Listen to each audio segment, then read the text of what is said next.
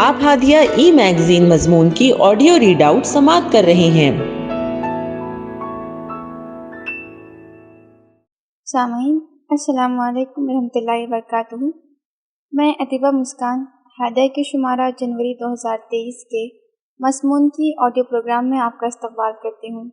آئیے ہم اس کا آغاز ہادیہ کے زمرہ اولاد کا مستقبل آپ کے ہاتھ، جس کا عنوان ہے بہن بھائیوں کے بچپن کے جھگڑے، سبلنگز ریویلری، قسط 1، اور اس کی رائٹر ڈاکٹر خان مبشرہ فردوس ہیں۔ بڑے انہماک سے فاطمہ پزل جما رہی ہے، زید نے آ کر پورا بگاڑ دیا۔ فاطمہ نے اسے تمانچہ رسید کیا۔ زید چھوٹا ہے، زور زور سے رونے لگا۔ امی نے آ کر فاطمہ کو ڈانٹا بھی اور پیٹھ پر ایک ہاتھ بھی رسید کر دیا۔ یک نہ شد دو شد، دونوں بچے رونے لگے۔ اسی طرح حامد اور شاکر نے اپنی لڑائی میں ایک دوسرے کے ساتھ ساتھ گھر کی درگت بنا دی اور مقدمہ کھانا بناتی امی کے حضور پیش ہوا۔ امی دہاڑی، ہر وقت کی لڑائیوں سے تنگ آ چکی ہوں۔ یہ گھر گھر کی کہانی ہے بہن بھائیوں کی۔ بہن بھائیوں کی آپس کی لڑائی سے ہر ایک پریشان ہے۔ اسے سبلنگ ریوائلری کہا جاتا ہے۔ آپس میں بچوں کو دوست کیسے بنائیں، لڑائی اور چھیڑ چھاڑ سے بچوں کو کیسے باز رکھیں، یہ تنازعات کس وجہ سے پیدا ہوتے ہیں، بچوں کے درمیان دوستی کیسے پیدا کی جاتی ہے، والدین سے بچوں کے معاملے میں کہاں چوک ہوتی ہے، بچوں کے جھگڑے کو سلجھانے کے لیے کون سی حکمت عملی والدین کو اختیار کرنی چاہیے، ماہرین کی بہن بھائی کی چشمک سے متعلق کیا رائے ہے، ابتدا کس نے کی۔ اس بات سے پرے والدین طاقتور بچے کو مار کر معاملہ درست کرنا چاہتے ہیں۔ والدین کی دانت میں فلاں ہی زیادتی پر ہے، مائنڈ سیٹ ہوتا ہے کہ فلاں بچے نے زیادتی کی ہوگی۔ والدین کے نزدیک یہ بات اپنی حد تک درست ہو سکتی ہے، لیکن اصل وجہ زیادتی کا شکار ہونے والے بچے کی یادداشت میں محفوظ ہوتی ہے۔ وہ اسے والدین کی جانب سے ہونے والی ناانصافی کے طور پر ذہن میں محفوظ کر لیتا ہے۔ بچپن کی چشمک کبھی کبھی زندگی کی دشمنیاں بھی بن سکتی ہیں۔ آئیے جانتے ہیں، والدین کی جانب سے ہونے والی توجہ کی کمی یا نظر انداز ہونا، یا بچوں کی صلاحیت سے متعلق والدین اور دیگر افراد کا نظریہ عام طور پر بہن بھائیوں کے درمیان دشمنی کا احساس پیدا کرتا ہے۔ مثال کے طور پر بہن بھائیوں کی دشمنی کا سب سے عام واقعہ اس وقت ہوتا ہے جب خاندان میں ایک نیا بچہ پیدا ہوتا ہے۔ پہلا بچہ والدین کی عدم توجہی کا شکار بنتا ہے۔ یہ مرحلہ اس وقت دشوار گزار ہوتا ہے جب پہلا بچہ صرف 2-3 سال کا ہو اور دوسرے مہمان کی آمد کا انتظار ہو۔ عموماً گھر کے بڑے یہ سمجھتے ہیں کہ 2 سال کا بچہ فطری طور پر ایک قسم کی رخاوت کی وجہ سے جھنجھلاہٹ کا شکار ہے یا ماں سے ضد زیادہ کرنے لگا ہے۔ دراصل ماں کی توجہ کا مرکز بنا ہوا بچہ جوں جوں ماں کی عدم توجہی کو محسوس کرنے لگتا ہے، جھنجھلاہٹ کا شکار ہوتا ہے، ماں کی توجہ حاصل کرنے کے لیے ضد کرتا ہے۔ اس مسئلے کو بہت آسانی سے توجہ دے کر اور زیادہ پیار کا احساس دلا کر حل کیا جا سکتا ہے۔ ساتھ ہی بہت حکمت کے ساتھ بچے کو دوسرے ہمجولی فراہم کرنے کی کوشش بھی کارگر ثابت ہوتی ہے، جیسے ہمسایوں کے بچے یا رشتہ داروں کے بچے یا بچے کے دیگر کزنز سے بچے کو مانوس کرنا، ہمجولیوں کے ساتھ کھیلنے کے مواقع فراہم کرنا بہترین حل ہو سکتا ہے۔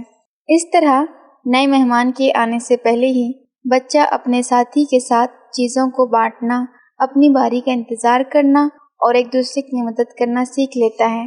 نئے بچے کی آمد کے بعد اگر بچہ 2 یا 3 سال کا ہو تو لازم ہے کہ چھوٹے بچے کی ضروریات سے فراغت کے بعد ماں اسے سلا کر دور کرے اور پہلے بچے کو زیادہ توجہ کا احساس دلائے۔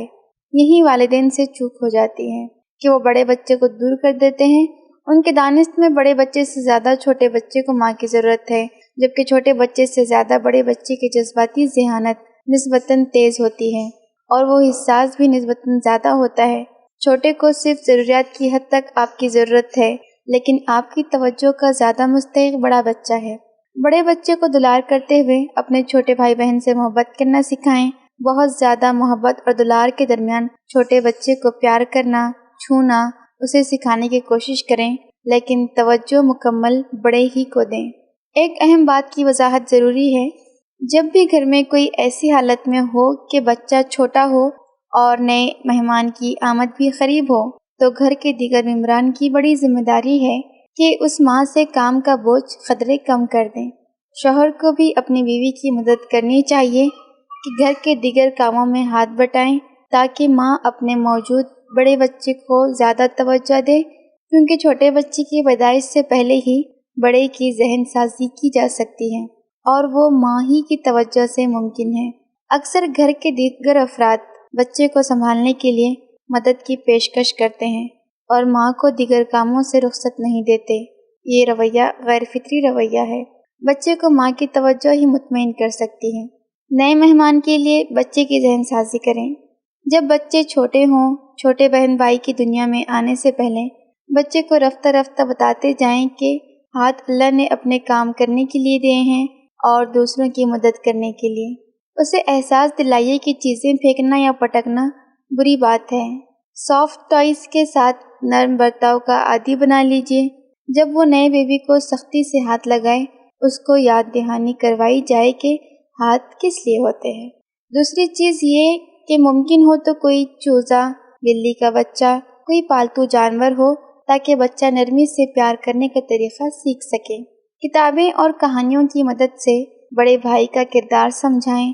چھوٹے چھوٹے کاموں میں اسے شامل رکھیں۔ بیبی آنے کے بعد بیبی کے چھوٹے چھوٹے کام کے ڈائپر لا دیں، کمر تھپتھپانے میں مدد کریں، مالش میں نرمی سے ہاتھ لگا کر مدد کریں، نہلانے میں اس کے پاؤں، اس کا پیٹ آپ نرمی سے ملیں۔ یوں بچے کو یہ لگے گا کہ وہ بڑا اور سیانہ ہے اور الگ ہو کر نہیں رہ گیا ہے۔ بچے کو بڑا ایکٹ ضرور کرنے دیں، لیکن خود کو یاد کرواتے رہیں کہ 5-6 سال تک بھی وہ بچہ چھوٹا ہی ہوتا ہے، اس کی حق تلفی نہ ہو، اور لمحہ لمحہ اسے یاد نہ کروایا جائے کہ آپ تو بڑے ہیں۔ اس بات کو اس کے لیے تانا نہ بنائیے۔ دودھ پلاتے وقت بچے کو کہانیاں بھی سنائی جا سکتی ہیں۔ بچے کو ایمپیتھ سکھائیں۔ اس کا سب سے پہلا طریقہ تو یہ ہے کہ آپ رول ماڈل بنیں۔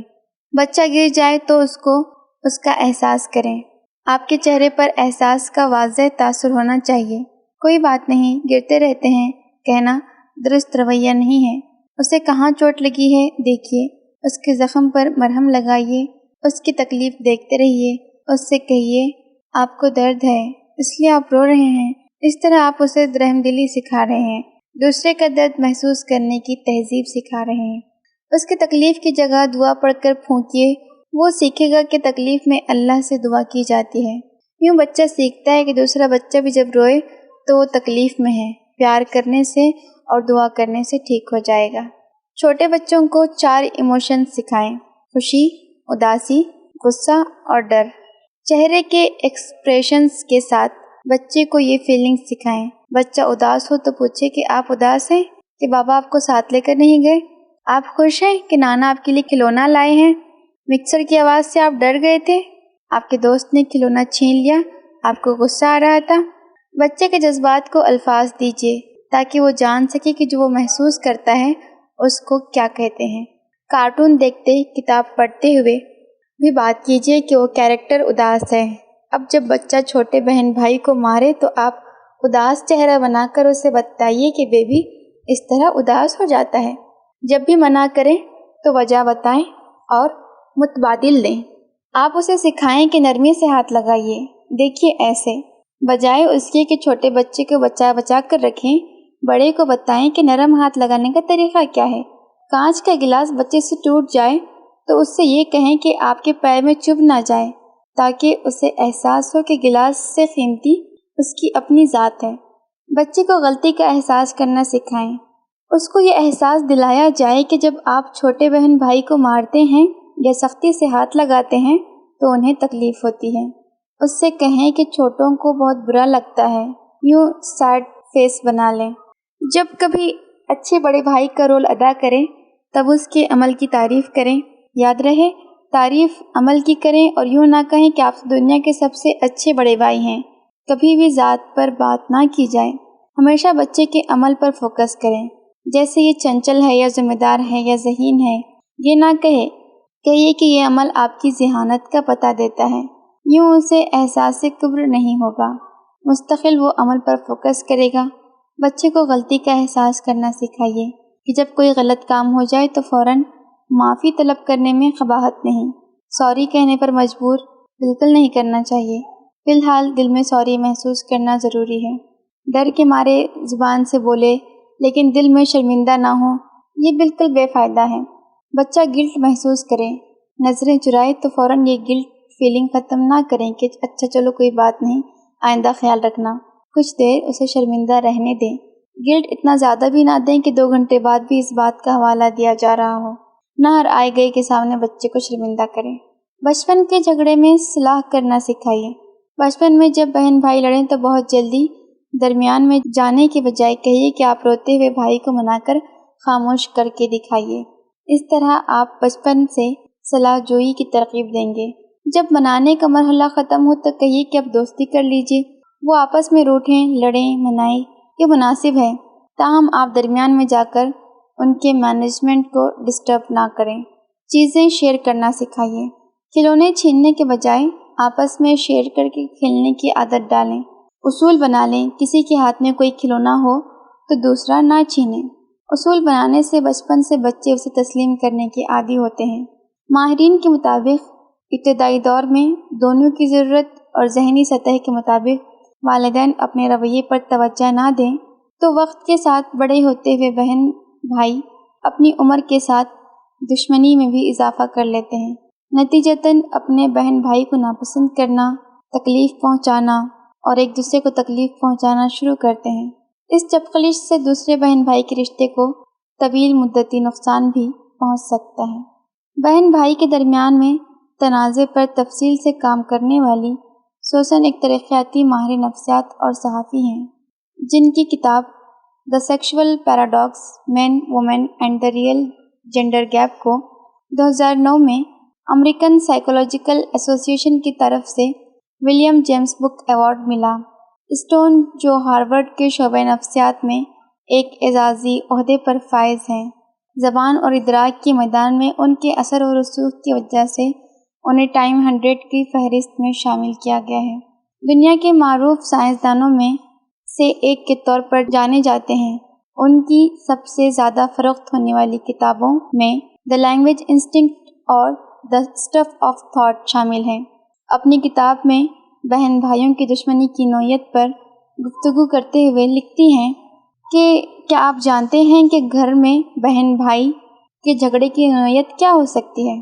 تحقیق سے پتہ چلتا ہے کہ بہن بھائی کی بچپن کی آپسی چپقلش عمر کے ساتھ دشمنی کا سبب بنتی ہے۔ بچپن میں شیرخواری کے زمانے میں ایک دوسرے سے چیزیں چھیننے، بال نوچنے یا ڈرانے سے جھگڑے شروع ہوتے ہوئے یہ دشمنی میں تبدیل ہوتے ہیں۔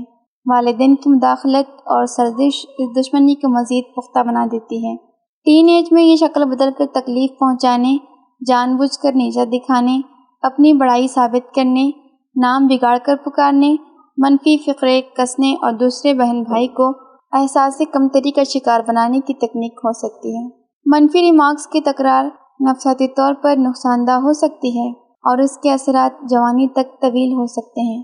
توہین کے علاوہ بہن بھائیوں کی یہ چپقلش وقت کے ساتھ ساتھ وحشیانہ جسمانی نوعیت کی بھی ہو سکتی ہے، جیسے تھپڑ مارنا، چٹکی لگانا، دھکیلنا، مارنا، بال کھینچنا، کھرچنا اور لات مارنا۔